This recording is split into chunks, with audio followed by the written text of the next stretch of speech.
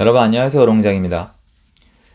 오늘 전 아침부터 이제 난리 부르스를 쳤는데 경매로 낙찰받은 물건 하나가 좀 문제가 발생이 돼서 경제적인 손실을 피할 길이 없게 됐습니다.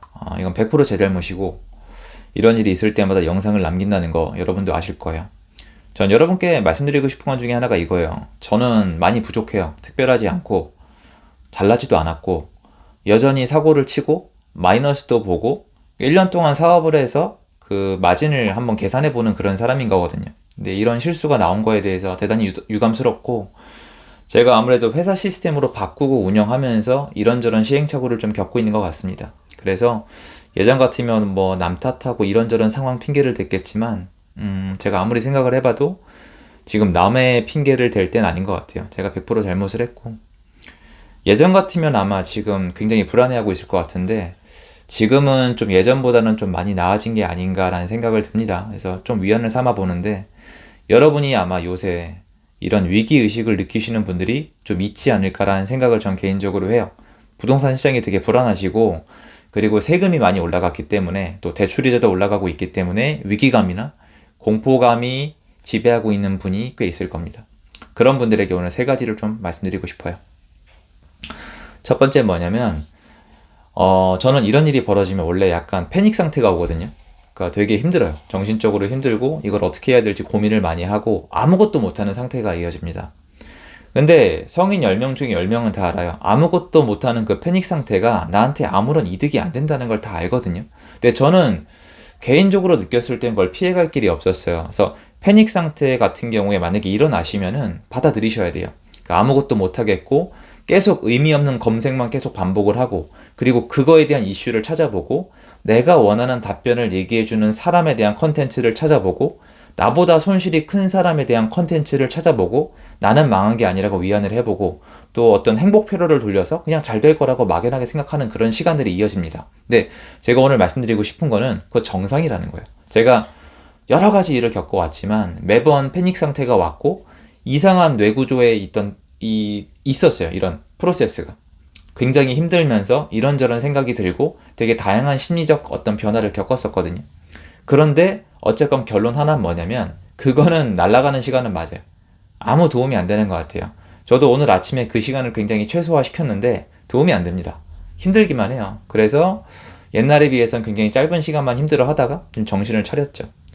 어쨌건 여러분이 만약에 지금 그런 부분들 때문에 좀 주식하시는 분들이나 비트코인 하시는 분들이나 부동산 투자도 좀 과격하게 하신 분들은 상당히 힘들어 하시는데, 만약에 그런 패닉의 기간을 지나고 있다면은 자연스럽게 받아들이시고, 그리고 생각나는 만큼 생각을 하시고 좀 시간에 맡기시면 좋을 것 같아요. 그냥 제가 해드릴 수 있는 말은, 시간 지나면 그 부분은 정리가 된다. 사람은 어떻게든 받아들이게 되어 있습니다. 저도 마찬가지고 그 사실을 제 머리가 너무 잘 알아서 오늘 아침에도 빨리 받아들인 것 뿐이에요.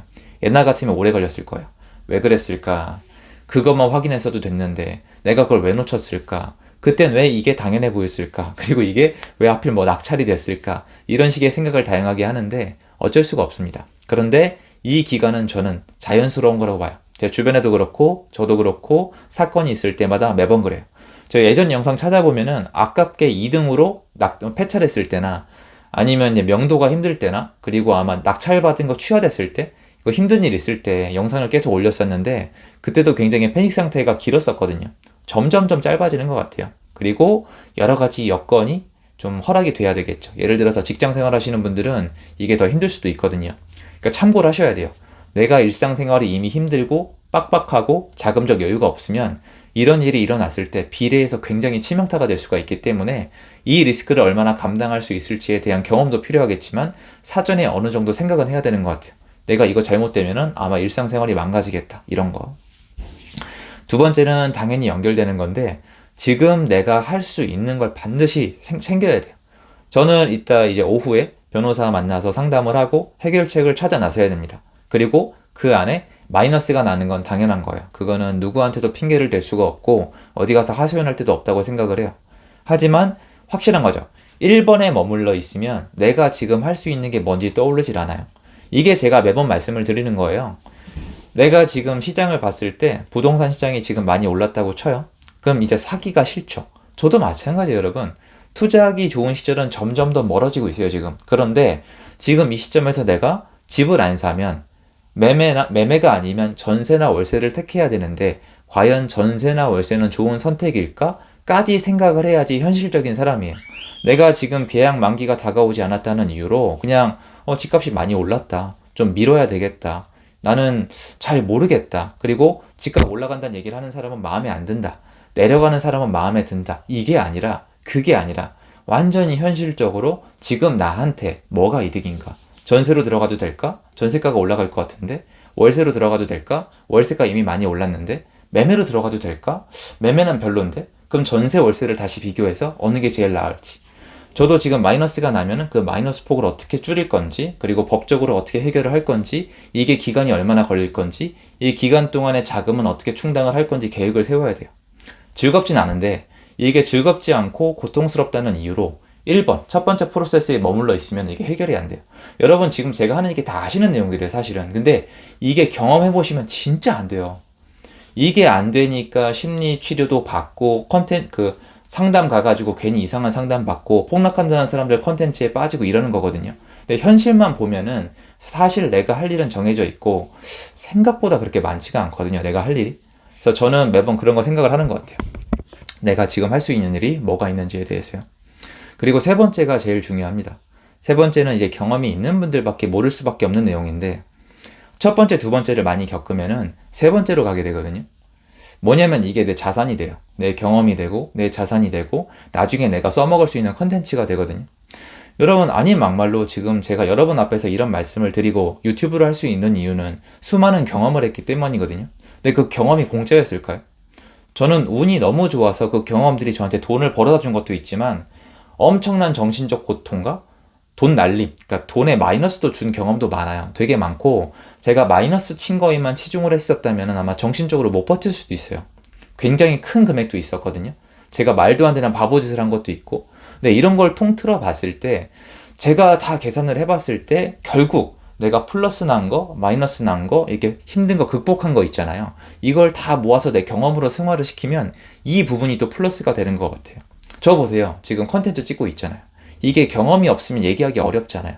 그런데 제가 이걸 왜 말씀드리냐면 여러분이 만약에 지금 첫 번째 단계에 머물러 계신 분이 계시다면 3번은 절대 안 보여요. 아, 내가 지금 정신적으로 너무 힘든데 이거 어떻게 해야 되지? 아무것도 못하겠다. 밥도 못 먹겠다. 이러고 있는데 이거에서 겨우겨우 이제 일어나서 두 번째 단계로 넘어가면은 처음에 뇌가 잘 안 돌아가요. 하긴 해요. 살아남아야 되니까. 근데 되게 힘들거든요. 그러니까 두 번째에 굉장히 집중을 해야 되는데 첫 번째 단계가 두 번째 단계를 많이 방해를 하거든요. 그런데 세 번째 단계한 경험이 쌓이면은 이게 한결 쉬워져요. 알고 있는 거예요. 이번 일도 잘 극복하면 나한테 플러스로 돌아오겠다. 이런 실수 두 번 다시 안 하겠다. 난 잘할 수 있다. 괜찮다라는 생각이 드는데 여러분 생각해 보시면 이거예요, 바로 포인트가 오늘 영상에. 여러분 힘든 일 있다고 저 같은 사람 찾아가서 컨설팅 받으면 뭐라 그래요? 시간 지나면 괜찮아집니다. 좋은 경험으로 남을 거예요. 요렇게 하시면 돼요. 이렇게 얘기할 수 있는 이유는 첫 번째는 남일이기 때문이고요. 여러분이 아는 유명한 분들 있잖아요. 남일은 쉽게 얘기해도 자기 사생활 못 지키시는 분들 되게 많아요. 두 번째는 그 사람은 진짜라면, 저는 가짜도 많이 봤기 때문에 진짜라면 본인이 1번, 2번, 3번 단계를 다 해봤기 때문이에요. 3번 단계에 와보면 1번, 2번이 재산이라는 걸 알고요. 어차피 인간이면 일부러 마이너스는 안 내거든요. 열심히 하다 보면 잘못된 일이 나오면은 심리적으로 통과를 시킨 다음에 내가 여기서 해결 방법을 찾아보고 그 다음에 이 경험이 쌓여서 3번으로 오는 거기 때문에 3번을 경험해 보신 분들은 쉽게 얘기하는 거예요. 남일이니까. 그리고 자기는 같은 일은 아니지만 해봤으니까 그런 얘기를 하는 거거든요. 그래서 여러분들이 만약에 지금 힘든 일을 겪고 있다면은 일단 그 힘든 감정을 받아들이세요.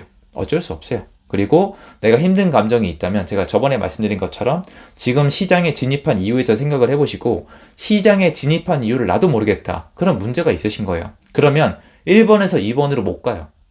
어떻게 가실 건데요? 내가 이걸 왜 산지 모르는데 2번으로 어떻게 가요? 근데 알죠? 뭐 제 수업 듣고 뭐 제 멤버십 듣고 저랑 얘기 듣고 하면서 공부해가지고 알아요. 내가 샀어요. 내려갔지만 짜증나지만 버틸 이유가 있어요. 그럼 두 번째가 나와요. 내가 뭘 해야 될지. 두 번째를 하고 시간이 지나면 세 번째가 나와요. 그래서 뭔가 하시기 전에 오늘 저 지금 사고 친 사람 표정은 아니지 않아요. 되게 고통스럽거든요, 사실. 직원분들한테도 미안하고. 어쨌건 이 3단계를 알아두셔야 되고요. 첫 번째 있으시다면 받아들이고 좀 기다리시고, 내가 만약에 첫 번째에서 두 번째로 못 넘어갔다, 그럼 알아두세요. 그 상태로 계속 투자하면 안 돼요.